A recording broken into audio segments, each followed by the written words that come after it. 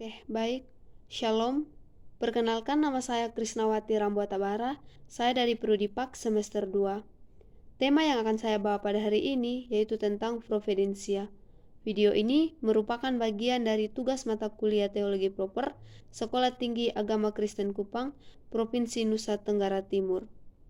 Jika berbicara mengenai providensia, pasti sudah banyak di antara kita yang sudah sering mendengar kata providensia. Bahkan sebagian besar juga ia telah mengetahui dari kata tersebut, yaitu kata provide atau providensia itu memiliki arti, yaitu menyediakan kehidupan umat manusia yang tidak pernah terlepas dari pemeliharaan atau providensia Allah. Nah, berbicara tentang pemeliharaan Allah, banyak orang yang seringkali mengaku percaya kepada Allah bahwa apa yang telah dipelihara oleh Allah itu benar-benar terbukti dan pastinya ia selalu berada di dalam pemeliharaan Allah. Dan kebanyakan orang Kristen yang mengakui bahwa kehidupan kita itu dipelihara oleh Allah. Maka kita harus sungguh-sungguh menyerahkan totalitas kehidupan kita untuk melakukan kehidupan dan kehendak Allah. Kita juga harus sungguh-sungguh mengandalkan Allah di dalam kehidupan kita. Yang pertama adalah mendahulukan Allah di dalam kehidupan kita. Jangan kita mementingkan diri kita sendiri. Kita mengaku percaya bahwa Allah itu ada, tetapi kita tidak mementingkan Allah di dalam kehidupan kita. Nah, ketika berbicara tentang pemeliharaan Allah, setiap orang pasti memiliki sebuah pandangan dan pengalaman yang berbeda-beda dalam kehidupannya masing-masing, sehingga seringkali ketika kita mengalami suatu masalah dalam kehidupan kita, banyak di antara kita yang menganggap bahwa Allah tidak lagi memelihara di dalam diri kita, dan Allah tidak lagi melindungi kita, atau Allah jauh dari kehidupan kita, dan seringkali hal itu membuat seseorang mengambil sebuah keputusan yang salah tanpa mereka memikirkan perasaan Allah. Jika berbicara mengenai providensia Allah, pemeliharaan itu merupakan suatu prinsip atau peraturan yang telah diberikan oleh Allah bagi makhluk ciptaannya, supaya mereka dapat hidup di dalam lingkungan mereka dengan aman, agar mereka dapat berkembang dengan baik. Dan Allah juga telah memberikan daya tahan kepada masing-masing makhluk ciptaannya, supaya semua makhluk ciptaannya dapat bertahan atas segala serangan atau agresi dalam lingkungannya. Maka dari itu Allah memberikan bukti bahwa bukti providensia Allah ini bahwa Allah itu bukanlah sekedar oknum yang memiliki kepribadian atau yang tidak terbatas. Bahkan seringkali manusia itu memiliki harapan kepada Allah. Mereka memiliki harapan kepada Allah bahwa Allah itu adalah Allah yang berkepribadian, yang bertindak secara rasional, dan Allah yang baik, yang selalu menaruh perhatian terhadap makhluk ciptaannya. Dan kita tahu bahwa Allah itu adalah Allah yang Maha Kuasa, yang harus kita percaya, karena Allah itu mampu melaksanakan segala sesuatu apa yang Allah ingin rencanakan kepada kita, yaitu makhluk ciptaannya.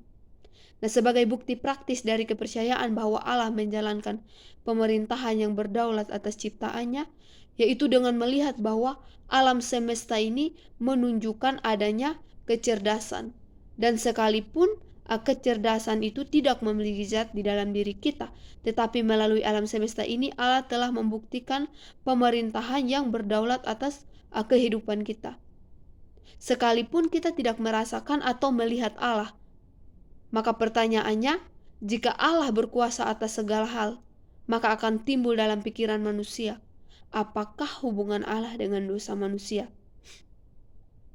Nah, seringkali Allah menahan manusia untuk melakukan dosa yang ingin dilakukan, tetapi tindakan ini sering disebut dengan pemeliharaan. Artinya bahwa Allah itu kadang-kadang secara aktif menahan orang untuk berbuat dosa, tetapi Allah membiarkan dosa itu terjadi. Dan Allah juga memakai manusia dalam pemeliharaannya untuk mengarahkan atau membiarkan kejahatan itu terjadi dalam diri manusia.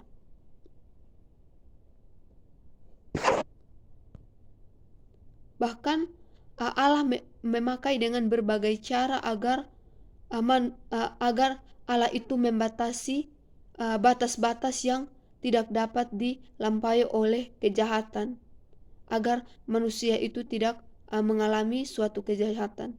Dan tujuan Allah untuk dalam pemeliharaan ini yaitu Allah memerintahkan dunia ini dengan maksud untuk membahagiakan makhluk ciptaannya. Dan Allah juga memerintah dunia ini dengan tujuan untuk mengembangkan mental dan moral umat manusia. Memang pendidikan umat manusia ada, tetapi pendidikan tersebut tidak menyelamatkan. Karena pengembangan mental dan moral dapat dilihat dari berbagai cara perkembangan kita sebagai seorang Kristen. Bagaimana cara kita berkomunikasi dengan Allah. Dan di sini Allah memerintahkan dunia ini dengan tujuan untuk menyelamatkan dan mempersiapkan umat miliknya sendiri agar manusia mengerti bahwa Allah itu rela menderita hanya untuk menebus dosanya. Dan kematian Kristus di atas kayu salib itu memiliki tujuan untuk mendamaikan kasih karunia-Nya dan mendatangkan Roh Kudus di dalam kehidupan manusia, agar manusia dapat menjaga dan memelihara ciptaannya di dunia ini. Sehingga adanya Alkitab yaitu sebagai maksud dalam penulisan dan pemeliharaan firman agar semuanya dapat menyelamatkan dan mempersiapkan umat kepunyaannya sendiri, agar kita dapat melihat bukti dari apa yang dipelihara oleh Allah. Sehingga manusia harus memiliki sebuah tindakan di mana mereka harus memiliki tujuan untuk memelihara atau menjaga apa yang telah diberikan oleh Allah di dunia ini. Sehingga kita lihat dalam providensia ini masih relevansi pemeliharaan Allah, bahwa pemeliharaan Allah itu telah berkuasa di dalam kehidupan kita,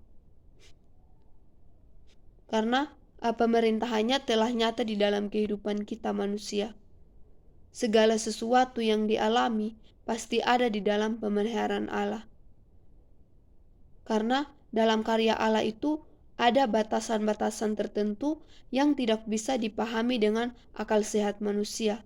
Tetapi Allah mempunyai maksud dan dalam kehidupan orang-orang kudusnya dan merencanakannya agar manusia itu bisa diselamatkan.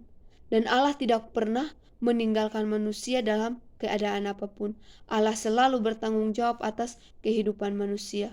Karena anugerah Allah itu sungguh-sungguh dinyatakan dalam kehidupan kita, sehingga sampai sekarang ini manusia masih bisa merasakan dan menikmati hasil ciptaan Allah di dalam dunia ini. Dan ini benar-benar terbukti bahwa Allah itu ingin manusia itu hidup di atas segala ciptaannya dan harus menikmati apa yang telah Tuhan berikan kepada kita. Maka dari itu jangan pernah kita menganggap bahwa Allah itu tidak ada. Karena sudah jelas terbukti apa yang Tuhan ciptakan di dunia ini telah kita nikmati dan kita rasakan. Maka dari itu, teruslah kita berjuang. Teruslah kita melakukan apa yang menjadi keinginan Allah. Jangan kita melakukan apa yang menjadi keinginan kita sendiri. Kita harus melihat bahwa Allah itu rela berkorban demi kita manusia. Kita tahu bahwa Allah telah menciptakan dengan begitu banyak ciptaan di dunia ini agar kita bisa menikmati dan kita merasakan. Tetapi kita tidak pernah menganggap bahwa Allah itu ada. Oleh karena itu, kita harus sungguh-sungguh mencari Tuhan. Kita harus sungguh-sungguh menjaga dan memelihara apa yang telah Tuhan berikan di dalam kehidupan kita. Mungkin sekian dari video tentang providensia Allah. Terima kasih dan shalom.